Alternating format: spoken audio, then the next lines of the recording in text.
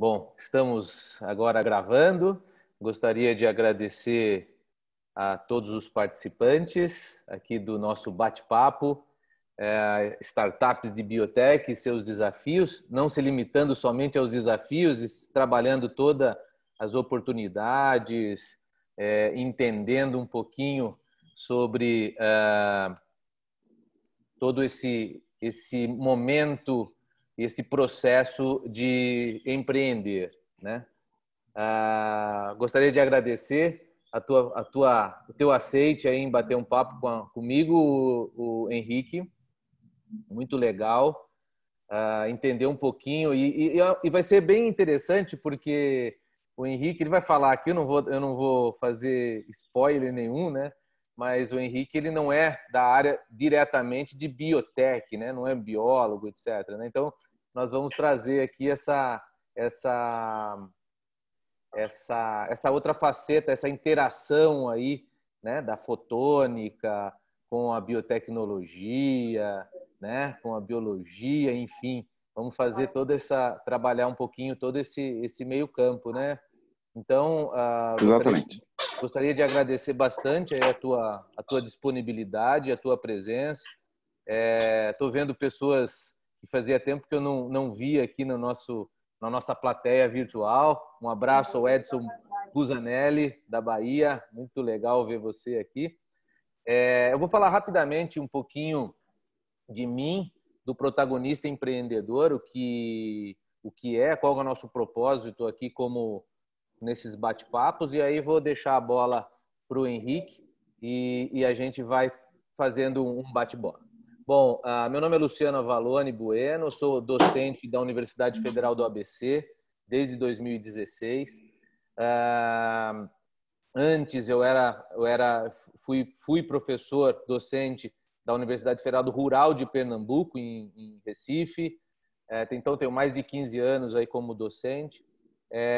Trabalho com biotech desde que eu terminei meu doutorado. Isso já tem um tempinho. Empreendi na área de biotecnologia e a biotecnologia está dentro da minha jornada profissional desde então, né? No começo desse momento que a gente está vivendo de pandemia, eu fiz um webinar voltado para fazer uma contextualização da biotecnologia com esse mundo das startups, né? E calhou muito bem, né? Muitas pessoas entraram em contato, queriam saber mais. E nesse dia eu trouxe dois empreendedores da área de biotecnologia e esses empreendedores deram uma palhinha que bem rápido durante o bate-papo e fizeram um maior sucesso. E as pessoas falam, pô, podia fazer mais bate-papo com essas pessoas que estão empreendendo, né? Muita gente de pós-graduação, muitos professores, pesquisadores querendo entender mais esse caminhar de empreender na área de biotech. E surgiu, então, bate-papo das startups de biotech. Né? Então, eu estou realizando, esse é o 7º bate-papo. Então, a gente começou lá no meio de março, né? Foi o primeiro bate-papo. E estamos fazendo toda segunda-feira, às 17h15, a gente tem uma horinha aqui para bater um papo. Ok? Então, essa é a nossa contextualização. Agradeço novamente a presença de todos. Estou vendo mais um amigo aqui, o Marcos Maida. E, Henrique, novamente, muito obrigado. As palavras são suas. E aí a gente vai batendo um papo aqui. Tá legal. Luciano, te agradeço muito. Fico muito honrado em poder participar desse evento. Parabéns pela iniciativa. Acho que estamos precisando disso mesmo do Brasil.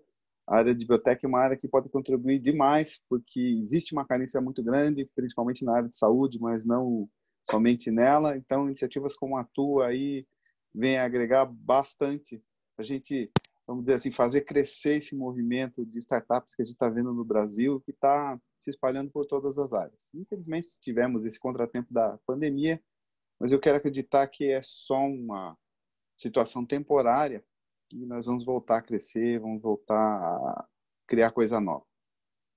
Legal, muito legal, muito legal. Eu vou deixar aqui, quem quiser fazer perguntas para o Henrique, para mim, pode escrever no chat, hashtag e a pergunta que estiver fazendo. Quem estiver no YouTube, coloca lá a pergunta no YouTube. Vou tentar, no final, conciliar essas perguntas para a gente estar colocando aqui na roda, tá bom? Então, a ideia é que a gente fazer uma hora e pouquinho de bate-papo, né? Uma introdução, o Henrique vai fazer uma introdução aí do que é a HA Tecnologia, né? E a gente vai aqui trocar, então, algumas figurinhas. Henrique, então, conta pra gente aí, qual é a tua formação, qual que é o que a HA Tecno faz, da onde vocês são? Conta um pouquinho da história pra gente. Quando que legal. vocês começaram? Então, a HTEC é uma empresa de Curitiba, fica aqui no Paraná. A gente começou em 2018, após eu terminar um doutorado. Minha formação inicial é engenheiro, eu sou engenheiro eletricista. Fiz mestrado também na área, relacionado a processamento de imagens, hardware para processamento de imagens. E, recentemente, eu fiz um doutorado que envolveu várias áreas, né? Aí eu comecei a sentir aquele tema que a gente sempre fala da interdisciplinaridade. Então, o nosso produto é um scanner biométrico e usa uma tecnologia que foi feita para o mundo biológico, que chama-se tomografia de coerência óptica. É parecida com a tomografia que a gente está acostumado, tomografia computadorizada, em que você faz imagens de fatias do corpo e junta tudo isso num volume 3D, você consegue visualizar, por exemplo, condições de saúde, né? No nosso caso, a gente usa uma tomografia baseada na luz. E ela tem como característica que ela penetra apenas alguns milímetros dentro da pele humana. Para que a gente usa essa característica de poder coletar informações de dentro da pele humana? Para a biometria. A gente acessa a derme, a epiderme, que é essa camada que a gente vê do dedo. Quando olha para o dedo, a gente acessa facilmente, mas a gente consegue acessar lá dentro, a derme, que é a camada mais interna. E para que serve isso? Bom, primeiro, deixa eu falar um pouquinho da trajetória da nossa empresa. A empresa começou com um doutorado. Eu sempre tive vontade de empreender. Trabalhei muito tempo na área de TI, Tecnologia da Informação. Fez doutorado aí na Federal do Paraná? Desculpa cortar. Isso. Eu fiz doutorado aqui na Federal do Paraná, em Ciência da Computação. Porém, eu fiz também, durante esse período, aquele doutorado sanduíche, aquele programa que se mandam para fora. E tive a felicidade de fazer na Universidade de Stanford, no grupo de ótica biomédica lá. E aí começou essa interdisciplinaridade, porque o meu trabalho de pesquisa, ele envolveu um pouco de tecnologia de ótica biomédica, um pouco de informática, né, ciência da computação, e um pouco de biologia, né? Tive que entender da pele humana, participei de experimentos lá com a pele humana, junto com o pessoal da medicina. Foi uma experiência muito rica. E eu trouxe essa tecnologia para o Brasil e adaptei para um problema que a gente estava tratando, que é a identificação biométrica de bebê recém-nascido, que é um problema bem complexo. Todo mundo acha que é fácil, só pôr o dedo ali, mas hoje não existe tecnologia para o bebê recém-nascido, porque características da pele, a pele é muito macia, ela deforma quando você pressiona contra o sensor, normalmente você tem umidade, sujeira, as dimensões dos riscos da pele, né, essas ondulações são muito pequenas, até 3 vezes menores que as de um adulto. Então, é muito difícil coletar impressões digitais de bebê. A gente fez uma experiência aqui no Hospital de Clínicas e mais da metade das impressões digitais coletadas com os scanners comuns não servem, né? Não tem qualidade suficiente. Então, a gente está tentando resolver esse problema com essa tecnologia. Além disso, tem o caso dos prematuros, que muitas vezes nascem sem impressão digital. E aí, como é que você faz? Não aflorou a impressão digital ainda, né? Porque o prematuro nasce um pouquinho antes. Como é que você faz? Você captura lá na derme, onde ela já está prontinha, com algumas semanas de gestação. Então, a gente quer resolver esse problema. Foi o primeiro problema que a minha pesquisa abordava. Legal. Aí depois a gente E essa tecnologia proporcionou alguns frutos interessantes, né? Eu vou aproveitar, Exatamente. já que você levantou a bola da tecnologia, eu achei sensacional essa tecnologia e essa multidisciplinaridade que você comenta da tua empresa, do teu negócio, que surgiu lá na tua pesquisa, ela está presente para a gente na biotecnologia 100%, né? Uhum. E essa tecnologia, então, levantou a bola aí para vocês serem classificados aí o ano passado, vocês foram classificados pela 100 Open Startups, né? Exatamente. A gente teve a honra de ser classificado como a quinta startup na área de biotech no Brasil. Nós fomos premiados, recebemos lá uma diplomação muito bacana. Legal, muito legal. Muito legal. A gente falou, eu conversei com o Mário da Regenera Moléculas do Ar, há 2 semanas. Também estava entre os 5 primeiros aí classificados, ranqueados aí pela 100. Muito legal isso. O Henrique, conta um pouquinho para a gente os desafios, as oportunidades. Como é que surgiu então a ideia? Como é que é essa? É uma balança aí, né? Você é acadêmico, né? Fez mestrado, doutorado, como a grande maioria, a grande massa aí das pessoas, dos pesquisadores ou dos empreendedores na área de biotech, e isso deu um clique ali, vamos empreender. Que momento que veio esse clique aí para empreender?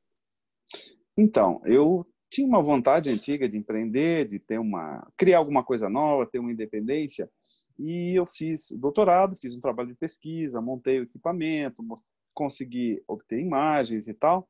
E aí eu defendi a tese, e depois que defende a tese, vem aquele momento de o que eu vou fazer agora, né? Seguir na vida acadêmica, trabalhar como pesquisador, e eu olhei para tudo aquilo que a gente tinha desenvolvido na pesquisa, né?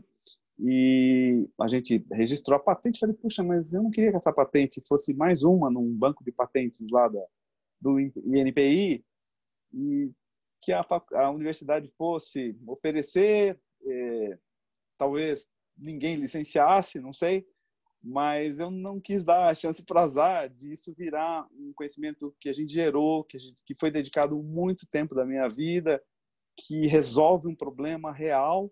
Eu não queria deixar que isso virasse só artigos científicos e um paper. Então, eu já tinha um desejo e juntou com a vontade de não deixar isso morrer logo após a defesa da tese. Então, acho que foi mais ou menos por aí o estalo.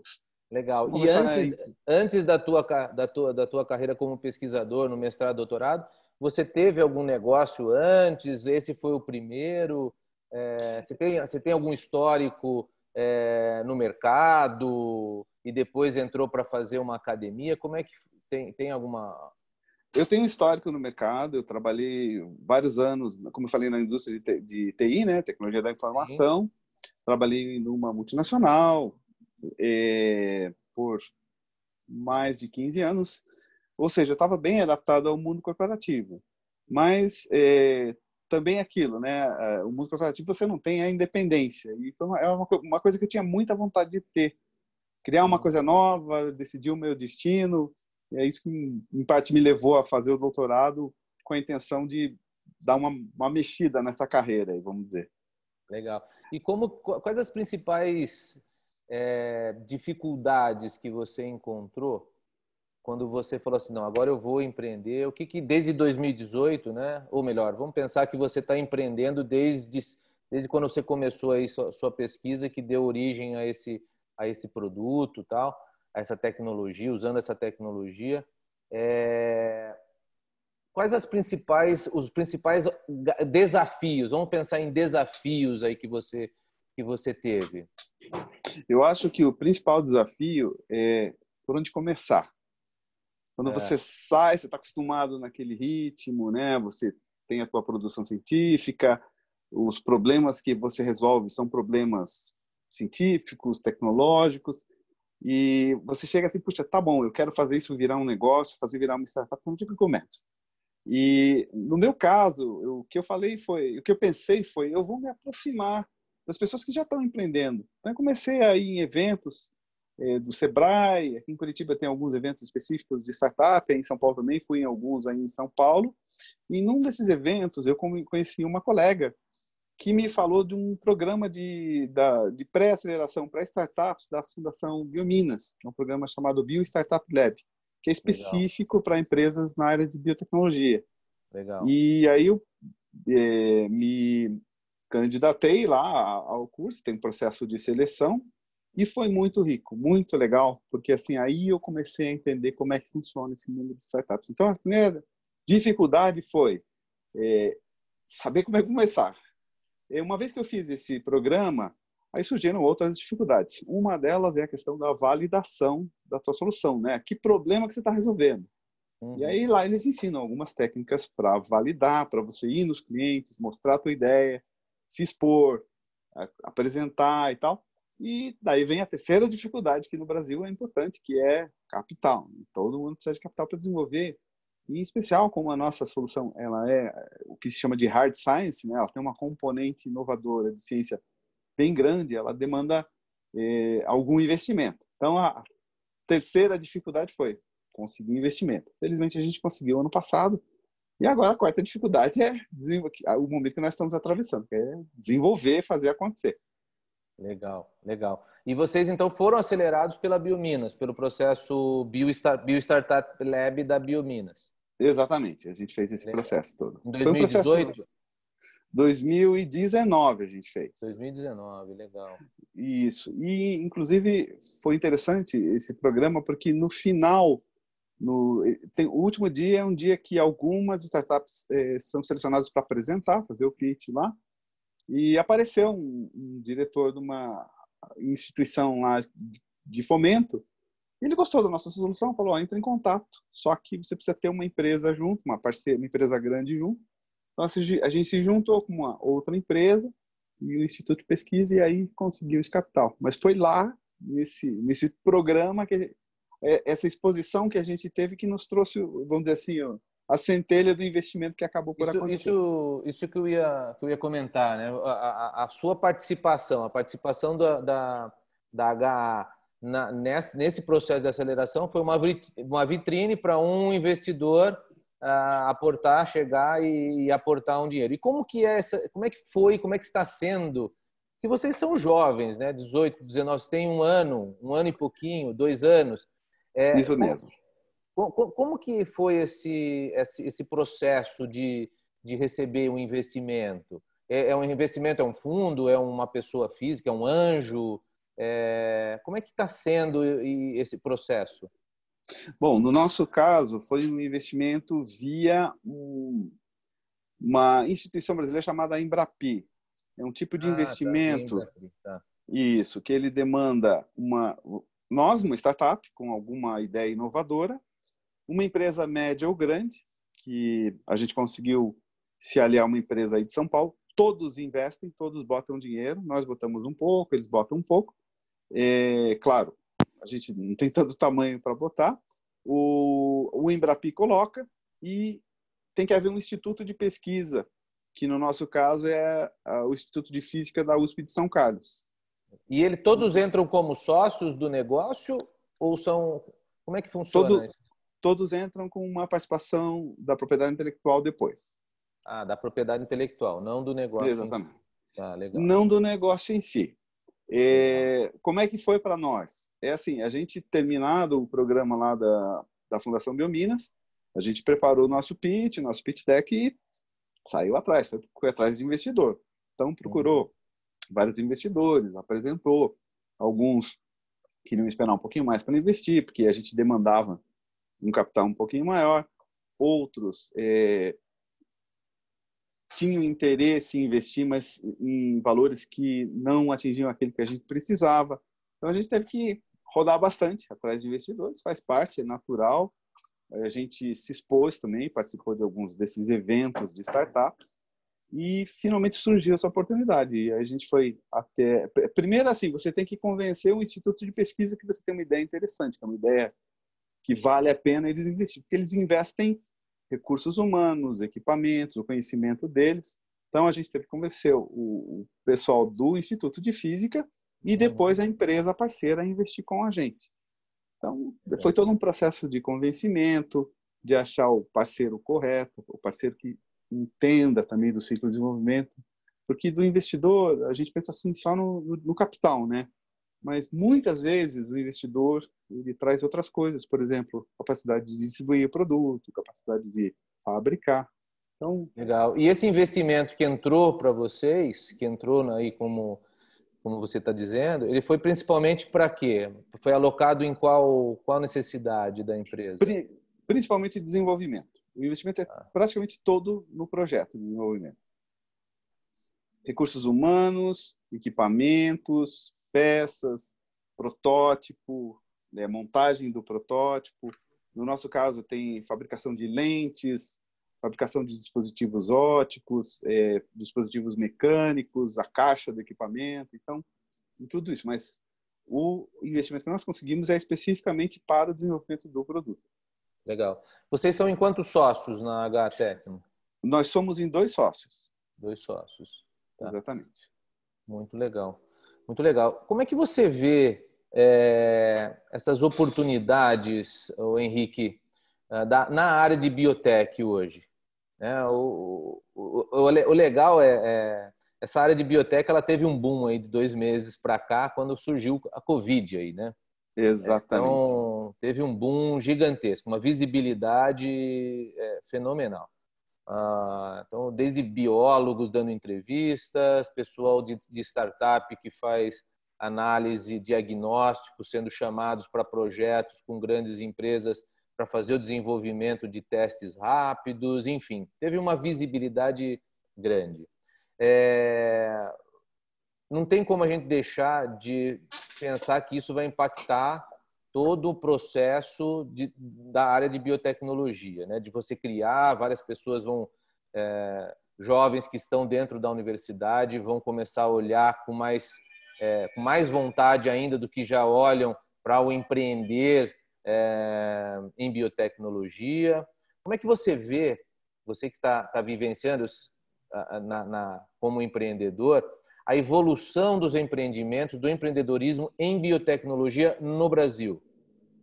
Olha, eu vejo com muito otimismo. Eu concordo com você, acho que a pandemia ela nos expôs problemas importantes. O Brasil sempre foi um país muito carente, né, na área de biotech, principalmente relacionado à saúde, mas também em outras áreas, tais como agricultura, até cosméticos, né? Tem uma colega que trabalha na área de anti-envelhecimento, né? Está criando uma enzima para trabalhar nisso. Mas, assim, eu acho que o Brasil tem uma carência enorme na área de biotecnologia. A gente tem algumas dificuldades em relação a outros países, que principalmente o acesso a capital, e a área de biotecnologia ela tem uma peculiaridade que muitas vezes os projetos demoram para dar retorno, demoram um pouco mais, mas eu vejo uma oportunidade muito grande no Brasil, principalmente porque muitas das soluções, eu estou falando principalmente na área de saúde, soluções que se aplicam em países de primeiro mundo nem sempre se aplicam ao Brasil. Então, vou dar um exemplo. Você precisa fazer um exame e precisa de um insumo para que a tua máquina funcione e faça aquele exame. Você tem que importar máquinas. As máquinas normalmente são caríssimas. Por exemplo, na minha área, a área de imagens, né? Um tomógrafo computadorizado, mesmo um aparelho dessa tecnologia que eu uso, que normalmente é usada para imaginar fundo de olho, é muito caro. Então, você tem que importar o equipamento, às vezes você tem que importar o insumo, e não é viável para um país como o nosso, um país tão grande, tão carente, que tem uma distribuição geométrica das pessoas, geográfica, desculpe, das pessoas muito grande, e tem coisas que fazem sentido no primeiro mundo e não fazem sentido aqui. Então, eu acho que tem uma oportunidade enorme da gente criar soluções locais para resolver os nossos problemas de saúde, mas a gente precisa acertar algumas coisas, né? Uma delas é capital, a outra é que as empresas aqui no Brasil não têm muita tradição em co-desenvolvimento, que é uma coisa que eu acho que seria muito bom se tivesse, ou seja, a startup trabalhar junto com uma empresa média, grande, para as duas Trabalhar mais desenvolverem. a inovação aberta mais na prática, né? A gente fala muito de Exatamente. inovação aberta, mas ainda falta essa interação, né? Exatamente. Mas eu enxergo assim, é um país com oportunidades enormes, e oportunidades não só país, né? Às vezes oportunidades internacionais. Então a gente pode ir para o lado grande, né? Tentar desenvolver soluções que atendam o mundo todo. Por exemplo, a gente, no nosso scanner, né, começou a fazer umas contas, falou, puxa, quem que precisa fazer impressão digital de recém-nascidos? A gente ouviu falar de um teste que houve com biometria para controlar a campanha de vacinação na Índia. Falou, puxa, talvez a nossa solução possa ajudar um outro país que está numa situação parecida com a nossa. Tem muita carência, né? Tem uma extensão geográfica enorme. Então, tem também o mundo, mas também tem o local, né? Tem oportunidades na cidade que você está. Né? Agora, com o Covid, a gente está vendo muito aqui startups aqui em Curitiba fazendo soluções para mapear as pessoas que têm os sintomas da doença, mapear por bairro. Até teve uma solução bem bacaninha, que ela diz, no seu bairro, quantas pessoas estão infectadas pelo Covid. Então, assim, eu acho que existem oportunidades tanto a nível regional quanto a nível país e talvez até internacional. Legal. Eu vou pegar dessa tua fala que você fez agora, eu vou pegar dois pontos que eu gostaria de trabalhar contigo, de entender a tua posição. Um é quando você fala, compara com o mundo, né? Fez uma comparação com o mundo e tal. E tem um estudo eu sempre trago nos bate-papos, quem me acompanha aqui, eu sempre gosto de trazer esse estudo, né? Para ver como que a gente está olhando o empresariado na área de biotech, ele olha para esse estudo, se aqui acontece ou ainda tem um gap gigante ainda entre Estados Unidos, vamos pegar Estados Unidos e o resto, e o Brasil, vamos pensar assim. Tem um estudo da Y Combinator, né, que é uma aceleradora bem conceituada de empresas de startups nos Estados Unidos, e eles fizeram ano passado, abriram uma ala voltada para biotech, né? E tem um cara lá que fez um artigo, eles colocam o seguinte, que a biotecnologia, as startups de biotecnologia, elas estão vivendo hoje o que as startups de tecnologia, de TI, viveram há 10, 15 anos atrás.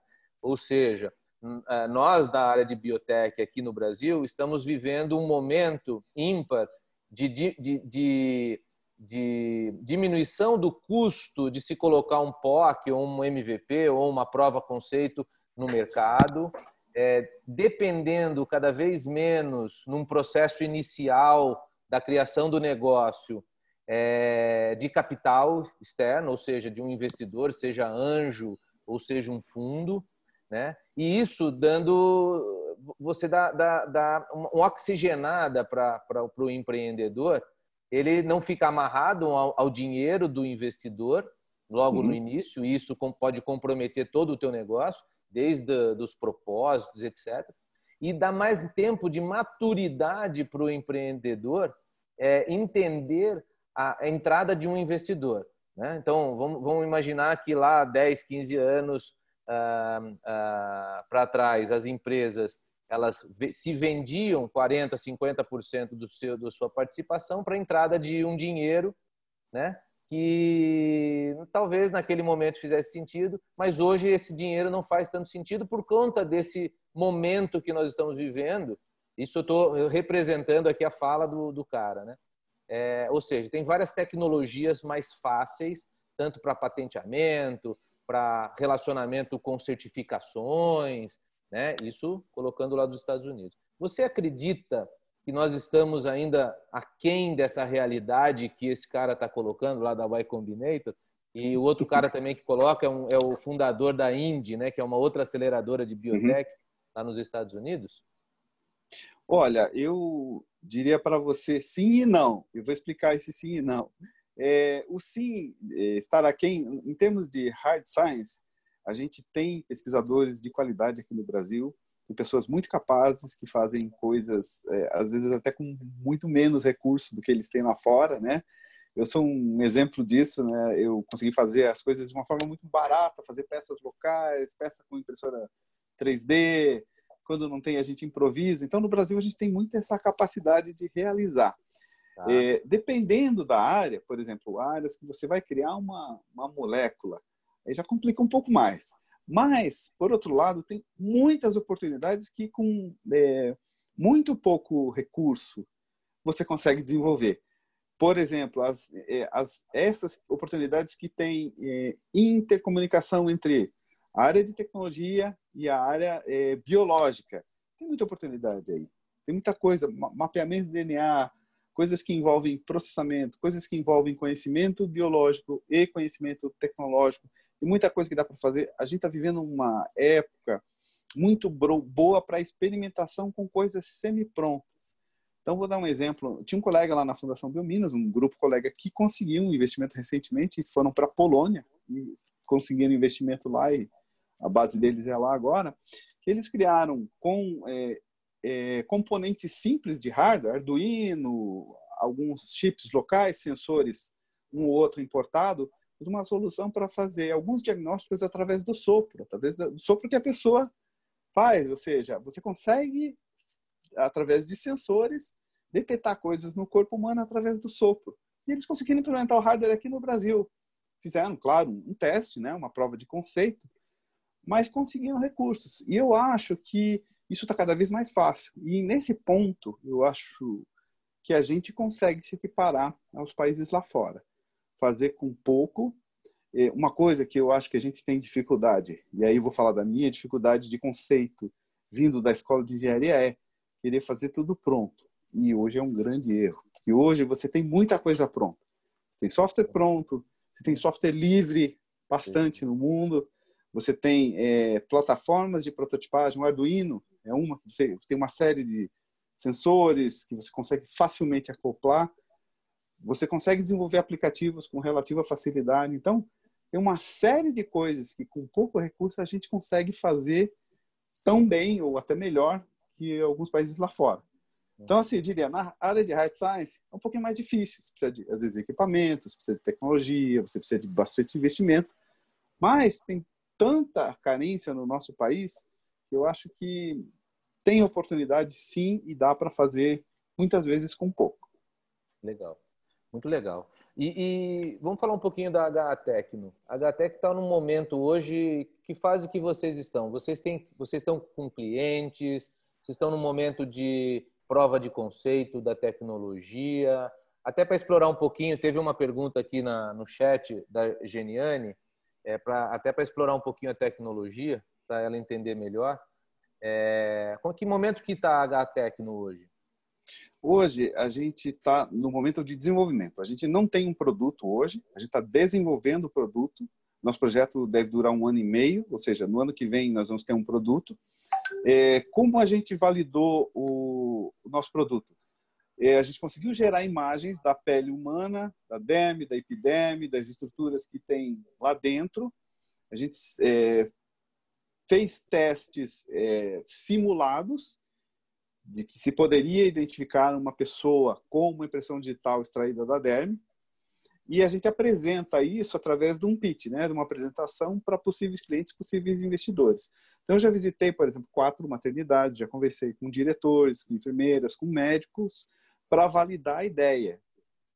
Porque, assim, e essa é uma mensagem que eu queria passar para os possíveis, os candidatos a empreendedores aí que estão nos assistindo, resolva um problema. Não adianta, às vezes a gente fica apaixonado pela tecnologia, pela pesquisa, por aquilo que a gente trabalhou e dedicou tanto tempo que perde um pouco o foco, né? Do tipo assim, puxa, eu tenho um martelo, todo problema tem que ser prego. E a gente tem que validar, tem que ir lá conversar com as pessoas que vão usar a tua tecnologia ou tua solução, perguntar para elas se isso é um problema para elas. Que não adianta nada você achar que é um problema, aí você chega lá, a pessoa fala assim, não, mas isso aqui a gente já arrumou um outro jeito de fazer, ou isso aqui tem uma tecnologia que resolve pela metade, mas é mais barata. Então, a gente está nesse momento, desenvolvendo e validando ao mesmo tempo, mas por enquanto validando com a ideia. Quando a gente tiver um primeiro protótipo, que eu espero ter até o final do ano, aí a gente vai poder levar a solução até alguém, ela não vai estar completa, ela vai estar muito naquele conceito do MVP, né, o produto mínimo viável. Então, o que a gente fez foi uma prova de conceito em laboratório, gerou imagens e usa essas imagens para mostrar a nossa ideia, ilustrar a nossa ideia para a pessoa. O que a gente quer fazer é levar o scanner na frente dos potenciais clientes e mostrar como ele funciona e falar, isso faz sentido para você?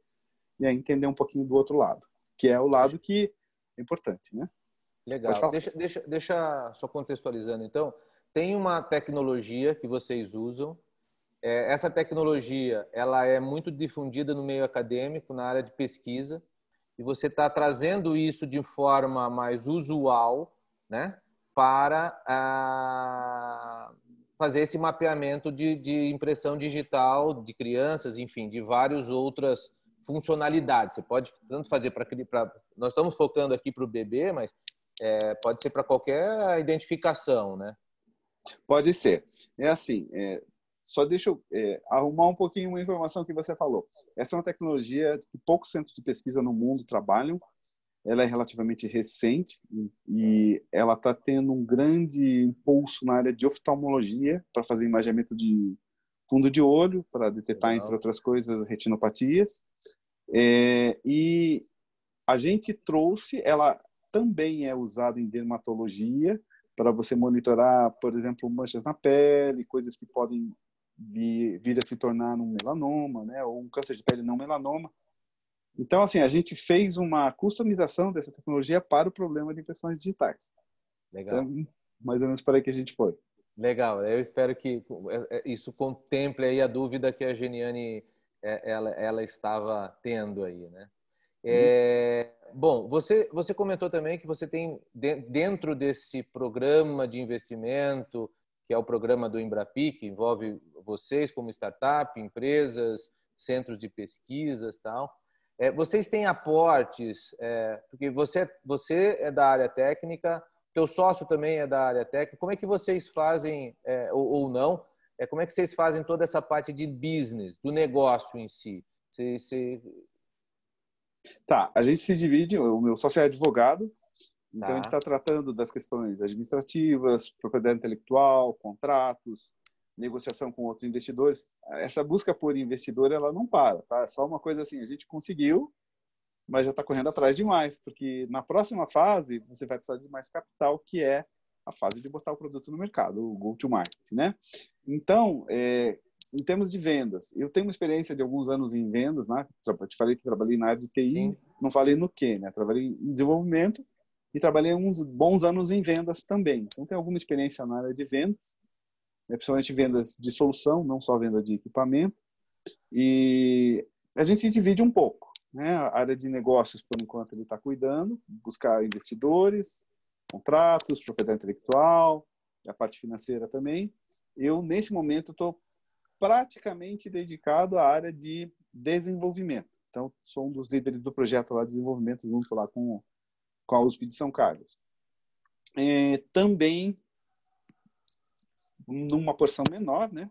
Corro atrás de investidores. A gente sempre está procurando se expor, procurando conversar e pensando juntos num modelo de negócio. Então, assim, a gente tem uma solução que é um scanner que vai ser mais caro do que os scanners que estão por aí no mercado. E o que a gente vem pensando é, como é que eu faço um scanner que ele é mais caro, mas ele resolve um problema de uma forma única, que não é possível fazer hoje, ser vendido. Aí tem várias ideias, né? Algumas delas envolvem, em vez de vender, você fornecer como se fosse um serviço, né? A outra é você fazer parte de uma solução de integração. Vamos supor, você vai instalar um scanner. O nosso scanner, ele, pela característica de acessar a derme, ele tem um potencial enorme para detectar fraudes. Por quê? Porque a pessoa consegue até alterar a pele por fora, consegue pôr vamos dizer assim, uma impressão digital falsa de silicone, só que o nosso scanner detecta. Se você põe a impressão falsa de silicone, ele detecta que vai faltar a camada lá de dentro, que é a da derme. E aí eu consigo fazer um cruzamento da impressão digital lá de dentro com a de fora. Se não tiver, você detecta fraude. Além disso, você tem uma assinatura de intensidade que permite detectar fraudes também. E um terceiro problema que nós descobrimos é o do idoso, né? Nas últimas eleições, nós tivemos muitos idosos com problema para votar. Não sei, houve alguns casos em São Paulo, por exemplo, em Sorocaba, que as pessoas passavam o dedo lá no scanner e não conseguiam. Isso é porque a elasticidade da pele se altera com a idade. Minha mãe tem esse problema. Minha mãe tem teve esse esse problema. problema. Minha mãe teve esse Pois problema. Exatamente.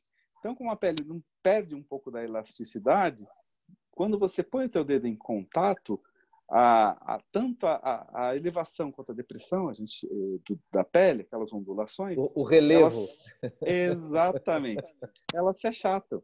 Então, a pessoa não consegue escanear a impressão digital. O nosso scanner não tem problema, porque a gente escaneia lá na derme. Se não tiver viabilidade na epiderme, a gente escaneia lá dentro.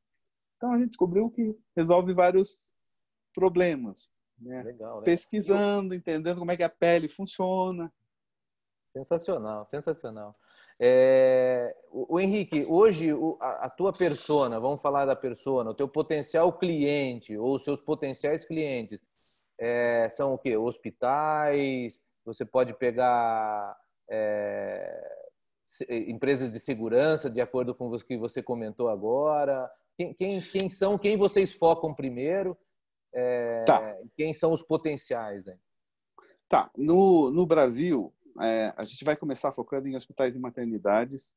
Por quê? Porque no começo de 2018, em fevereiro, o Ministério da Saúde publicou uma portaria que, vamos dizer assim, obriga as maternidades a fazer a identificação biométrica do bebê junto com a da mãe. Então já existe uma portaria, só não existe a tecnologia para fazer isso.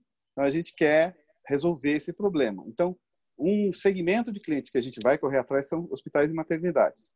O segundo segmento que a gente está vendo, que é um segmento que tem bastante fraude, é um segmento, bastante fraude não, mas tem uma quantidade de fraudes que pode causar um prejuízo relevante. É o setor financeiro, que é um setor que também nós estamos conversamos com algumas instituições financeiras já sobre isso, sobre a viabilidade de oferecer a nossa solução. E um terceiro segmento que a gente pensa é o segmento público, né? Uma das coisas que nos passou pela cabeça foi essa prova de vida que muitos idosos têm que fazer para a previdência, né? Eles têm que provar que estão vivos. E aí você tem que trazer o coitadinho do idoso lá, às vezes até do interior, de uma distância muito longe, para uma agência do INSS para ele provar que está vivo. A gente pensa assim, puxa, a gente consegue talvez com a nossa tecnologia fazer prova de vida. Então, também no setor público a gente enxerga alguma possibilidade. Essa questão do controle de vacinação que eu mencionei, que eles tentaram fazer na Índia, também é um negócio que poderia ser interessante, né? Hoje a gente leva a caderneta de vacinas em papel. Por que não ter isso já cadastrado, né? A pessoa não precisa levar nada, passa a impressão digital e vê quais vacinas que precisam ser tomadas. Então, esses setores que eu te falei. Legal. Você comentou que vocês estão em busca de investidores, busca de financiamento. Vocês tiveram em algum momento aí, nesse curto espaço de tempo que vocês estão existindo, vocês tiveram aporte também de órgãos, por exemplo, que fomentam. Aqui em São Paulo nós temos a FAPESP, né? Dentro da FAPESP tem o programa PIP, que ajuda as startups a desenvolverem, fazer a viabilidade técnica e fazer toda a sua parte de pesquisa e desenvolvimento voltado para o mercado. Vocês tiveram algum aporte ou buscam esse tipo de investimento, tipo FINEP, por exemplo, ou BNDES de alguma forma? É nesse caminho que vocês estão indo ou vocês estão indo mais para trazer investidores tipo fundo de investimento, investidor anjo? Então, eu vou falar um pouquinho de fomento, daí depois eu vou falar do que a gente está buscando num segundo momento. Então, fomento, durante o meu doutorado a gente teve, sim, recursos de pesquisa, FINEP, Bolsa CAPES também, o programa Ciência Sem Fronteiras, todos esses ajudaram a viabilizar o primeiro protótipo, né, que foi aquele que eu fiz quando eu voltei dos Estados Unidos. Então, sim, teve investimento de fomento. Num segundo momento, a gente teve esse do Embrapi, que eu considero um pouco fomento, um pouco não fomento, porque envolve outras empresas. E daqui para frente, o que a gente quer? A gente quer estruturar a empresa para crescer. Então, a nossa ideia é, tendo o projeto pronto, que vai acontecer ano que vem, e os meios de fabricação, a gente vai precisar de recursos para fabricar e para criar uma estrutura mínima de vendas, né? Ainda não está 100% definido o nosso modelo de vendas, como a gente vai como serviço, vai vender como produto, vai alugar, mas, de qualquer forma, a gente já antevê a necessidade de ter uma estrutura mínima de vendas. Então, para esse momento, eu acho que é muito difícil a gente conseguir investimento de FINEP, mesmo... O Embrapi até tem alguma coisa, mas de FINEP, o que seria o equivalente à nossa FAPESP, aqui, que é a Fundação Araucária, aqui no Paraná, né? Muito difícil. Então, a gente enxerga que o próximo passo para a empresa crescer são investidores, talvez anjo, talvez de um porte um pouquinho maior. Pessoas que já não só contribuam com o capital, mas com experiência. Por exemplo, pessoas que já têm estruturado uma área de vendas. Muitos desses investidores são ex-executivos. Então, a gente quer aquele capital inteligente, né? Que não venha só com dinheiro, mas que nos ajude a nos estruturar. Muito legal. Bom, como que é a relação hoje? Você foi falando aí, eu fui anotando algumas questões aqui, e tem algumas questões aqui do pessoal no chat também. Como é que é a relação com a academia? Né? Você fez todo o desenvolvimento da tecnologia, ela com o teu doutorado e tal. Como que é hoje a sua relação da startup com a academia? Muito boa, mas deixa eu falar como ela foi documentada, né? Primeiro, nós requeremos a patente através da universidade. Ou seja, a universidade financiou a minha pesquisa, através dela eu consegui a bolsa, eu desenvolvi dentro dos laboratórios da universidade, então eu achei assim, mais do que justo a gente fazer a patente juntos, né?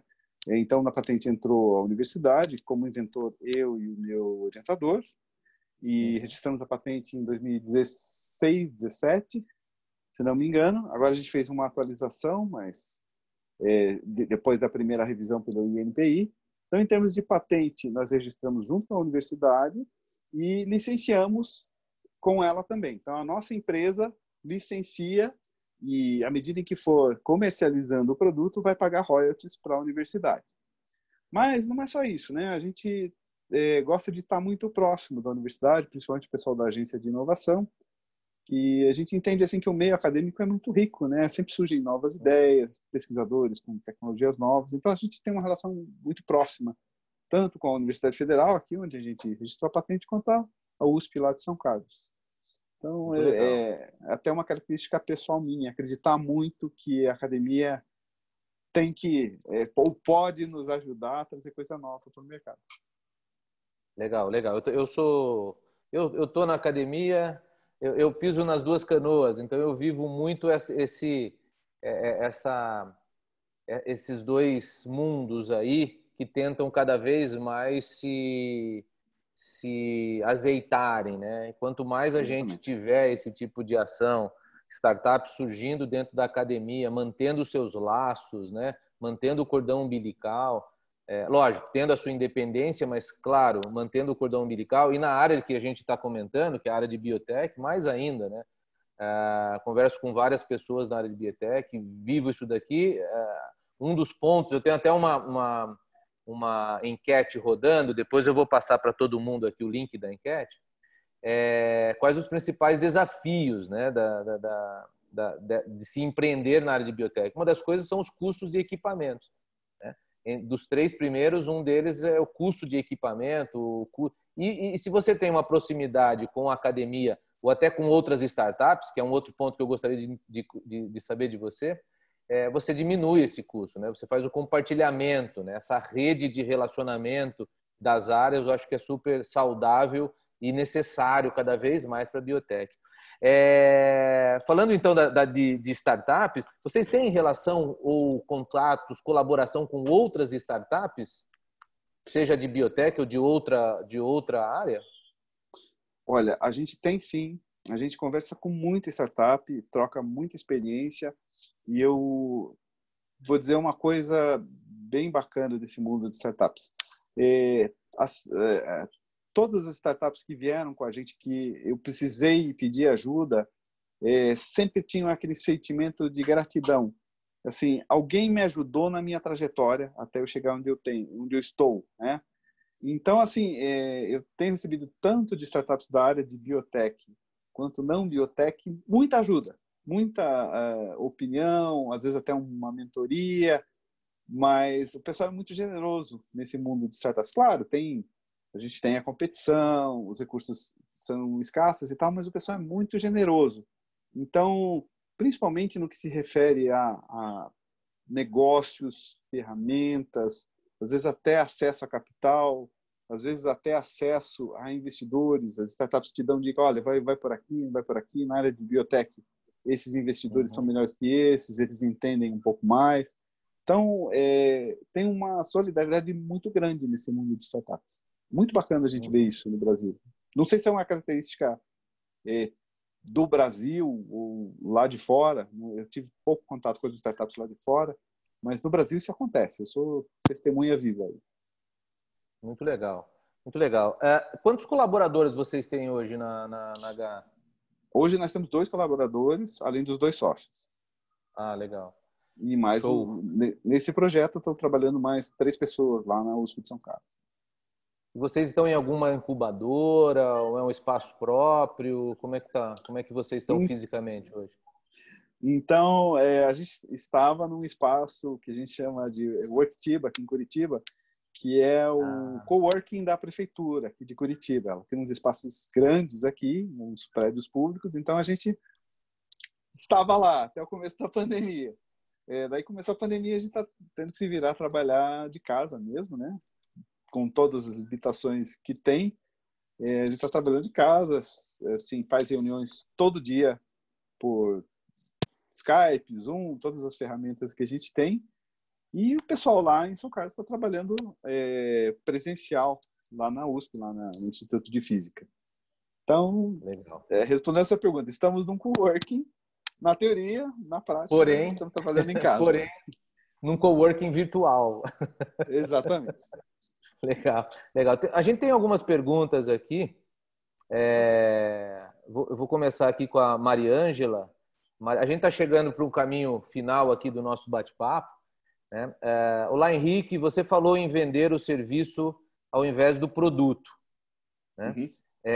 Como vender o serviço é aceito pelo mercado?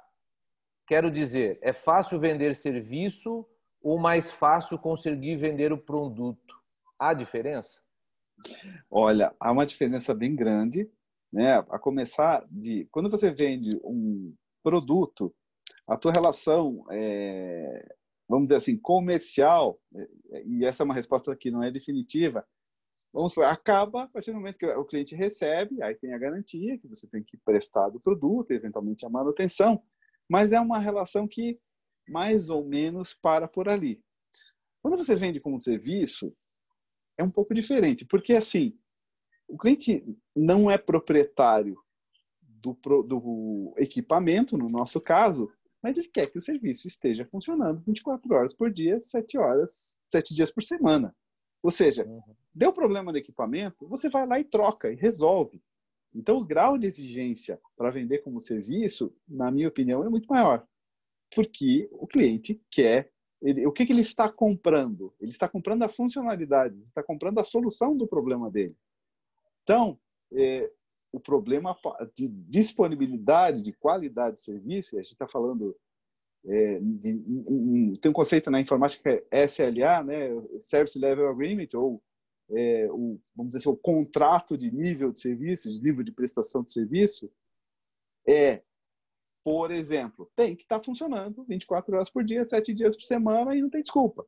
Então, se tiver que funcionar nesse regime, o que você tem que fazer? Você tem que ter um monte de equipamento em estoque, porque se der algum problema, você vai lá e troca o equipamento e está funcionando na hora seguinte, né? Então, o desafio do serviço é diferente do desafio do produto. O produto você vem, manda, tem a garantia, você presta assistência técnica, tem um suporte por telefone, mas não tem talvez esse compromisso de você estar com a coisa funcionando 24 horas por dia. É fácil vender serviço? Não, não é fácil. Nem sempre o cliente está acostumado a comprar coisas como serviço. Muitas vezes ele está acostumado a comprar coisas como produto. E às vezes até como produto e financiado, né? Ou às vezes até em consignação. Então, você se financia o produto, né? O cliente paga aos poucos, mas é dele. Em alguns momentos, em alguns modelos de negócio, você empresta o equipamento para o cliente e vende o insumo, ele vai lá e compra o insumo que é necessário para fazer o equipamento funcionar, e na outra ele compra o serviço. Mas, quando você apresenta um modelo de negócio muito diferente daquilo que o cliente está acostumado, às vezes é difícil. E aí você tem que buscar uma solução que faça, por exemplo, o cliente ganhar dinheiro, né? Então, no nosso caso, um dos diretores de maternidade que a gente visitou falou assim, poxa, legal o negócio de vocês, o scanner de vocês. Que tal se a gente oferecer isso dentro do pacote da gestante? Ou seja, eu ofereço um serviço de identificação do bebezinho dela, depois eu mando um pendrive, eu mando pelo e-mail, fazer um download da impressão digital da criança e cobra isso como se fosse parte do serviço da maternidade. Então, foi uma coisa que é sugerida por um potencial cliente que a gente não tinha pensado. Estava pensando assim, eu vou oferecer o serviço para a maternidade e ela vai comprar de mim e me pagar. Ele está falando diferente, está falando assim, não, eu vou pegar o teu produto, transformar no serviço e eu vou vender. Então, a gente tem que procurar essas ideias um pouco diferentes. Existem indústrias ou segmentos de mercado que estão mais acostumados a pagar ou comprar as coisas como serviço. Por exemplo, eu tenho uma empresa aqui em Curitiba que faz um kit de diagnóstico baseado no sangue. Então, eles coletam uma gota de sangue, eles têm um aparelhinho pequeno, que eles chamam de cápsula, coletam o sangue e eles fazem uma série de diagnósticos. O que é a ideia deles? Que cada médico tenha isso no consultório, a pessoa faça o exame, o exame é feito, na verdade, a coleta do sangue é feita local, tem uma câmera que imageia, manda isso para a empresa tem pareceristas lá, médicos, que analisam e dão um parecer e retornam para o médico. E é cobrado como serviço isso.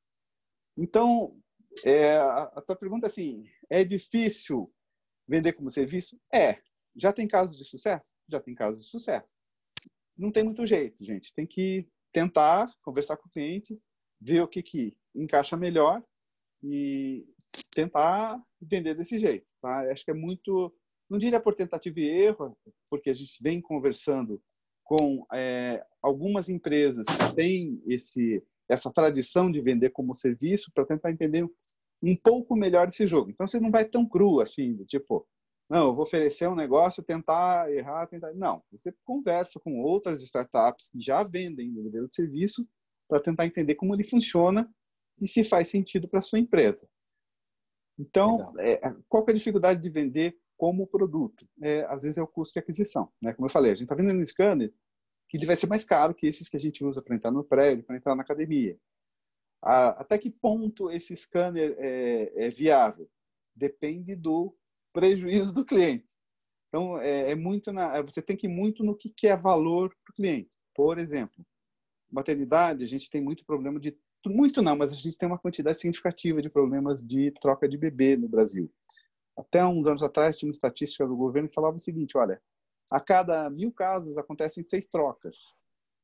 Não quer dizer que é troca de bebê que eu estou falando. A cada 1000 nascimentos, tem 6 trocas de bebês. Não quer dizer que a troca seja definitiva, pode ser que aconteceu o seguinte, olha, a enfermeira botou o bebê no berço errado, e aí 2 horas depois a mãe descobriu e falou, poxa, está errado, destroca. Mas aconteceu. Uma criança no berço errado pode ter recebido um medicamento errado. Né? Você saber onde não está o seu filho por 2 horas, nossa, para qualquer pai é uma angústia. Entende? E a maternidade pode ser processada. E tem vários casos na internet de indenizações aí de 150, 200, 250 mil reais. Aí se comparar uma indenização, um caso que ocorra com o preço de aquisição do scanner para evitar essa situação, acho que vale a pena, entende? Mas tem que vai muito do perfil do cliente. A gente está começando a entender. Hospitais compram equipamentos caros e tal, mas esse equipamento tem que gerar receita. Então, tem que entender um pouquinho como é que o jogo é jogado dentro do perfil do cliente de vocês. Perfeito, Henrique. Eu vou pegar uma pergunta aqui do pessoal do YouTube que mandou. Deixa eu pegar aqui. O pessoal da startup chama NanoChemTech Solutions. Se vocês já pensaram em forma de licenciar a tecnologia para a produção de grandes empresas? Olha, a gente pensa assim, a gente sempre, eu acho assim, como empreendedor, você tem que estar aberto a conversar com outras empresas. A gente já pensou, nesse momento a gente não está pensando nisso. Por quê? Porque a gente tem um parceiro, uma empresa parceira, que é uma empresa grande de São Paulo, que tem capacidade de fabricação e de distribuição. Então, a nossa primeira ideia é, puxa, a gente já tem uma parceira que está investindo no projeto junto com a gente, talvez faça sentido oferecer para ela. Mas, assim, eu acho que é questão de conversar, sabe? O que é a proposta, qual o tipo de relação que a empresa quer ter com a gente. Nesse mundo de biometria, existem grandes empresas no mundo. Então, talvez faça sentido, em algum momento, lá na frente, conversar. Acho que a gente tem que estar sempre aberto para isso. Nesse momento, nós não estamos pensando em simplesmente licenciar a tecnologia. Mas, não sei, no futuro a gente pode. Eu, na verdade, eu não enxergo a visão que eu tenho, que se isso vir a acontecer no futuro, deve acontecer não um mero licenciamento, mas talvez um co-desenvolvimento, talvez um desenvolvimento do produto para um mercado maior, nossa startup junto com essa empresa. Acho que é o modelo que melhor se encaixa para nós, porque essa tecnologia que a gente trabalha é uma tecnologia complexa e muito sensível a alinhamentos óticos. Então, você tem que saber muito bem como alinhar, quais as tolerâncias, como fazer ela funcionar. Ela junta software, ela junta hardware, ela junta ótica. Então, eu acho que o mero licenciamento não vai dar muito certo. O que eu acho que tem mais chance de dar certo é fazer alguma coisa juntos, e aí a gente tem um percentual do valor do produto vendido, alguma coisa nesse sentido. Legal, perfeito. O Henrique, última pergunta aqui, mas acho que você já respondeu, é do Edson Busanelli. Se a tua empresa tá faturando hoje, né? Você já comentou que não, né? Que estão em Uhum. fase de desenvolvimento. E ele pergunta também, o Edson também, se você já recebeu a carta patente ou só fez o depósito ainda, ou você já recebeu a carta? Olha, a gente fez o depósito, já recebeu a primeira revisão. A universidade submeteu a patente pagando a primeira revisão. A gente já recebeu a primeira revisão da patente, já ajustou a patente com a ajuda de uma empresa de consultoria que presta serviço para a universidade e ressubmeteu daí. Então, não é que ressubmeteu vamos dizer assim, a documentação, né? Então, a gente não está no estágio inicial, está no estágio intermediário, vamos dizer assim. Perfeito, perfeito, perfeito. Bom, para a gente manter o horário aí, eu gostaria de falar que a gente está no finalzinho. Eu só vou passar aqui, vou compartilhar uma tela, né? E vou estar falando um negocinho antes do fechamento final. Vocês estão enxergando a tela? Está enxergando, Henrique, a tela final aí? Estou chegando, sim. Legal. Bom, esses são os meus contatos, tá? Protagonista empreendedor. Tem no Instagram, tem meu e-mail, meu WhatsApp, o LinkedIn, tem o canal do Protagonista Empreendedor no YouTube, onde eu coloco todos os vídeos, todos esses bate-papos, as entrevistas e coisinhas mais aí que eu venho fazendo com foco em empreendedorismo, tá? Estou deixando aqui. Gostaria de agradecer a presença de todos aqui, tanto vocês que estão aqui pelo Zoom, quanto o pessoal que está lá no YouTube, também tem uma galera assistindo no canal do Protagonista no YouTube. Falar o seguinte, que na próxima segunda-feira nós vamos ter mais um bate-papo. Fiquem aí com a gente acompanhando a gente nas redes sociais, que eu vou estar divulgando esse próximo bate-papo, né? Quem daqui estiver ouvindo e for uma startup de biotecnologia, entre em contato comigo. Se quiser bater um papo aqui, contar a tua história, contar os seus desafios, as oportunidades. Eu achei super legal aqui essa oportunidade que o Henrique nos deu de conhecer essa interface, engenharia, biotecnologia. Isso é o legal desses bate-papos. Então, a gente pode sair um pouquinho né? A biotecnologia ela é tão multidisciplinar que a gente pode sair um pouquinho da biotecnologia pura, né? Trabalhar com fermentação, micro-organismo, né? Sai um pouquinho ali, traz uma coisa totalmente diferenciada, nova, altamente tecnológica. Não que a biotecnologia clássica também não possa estar trazendo, não é isso.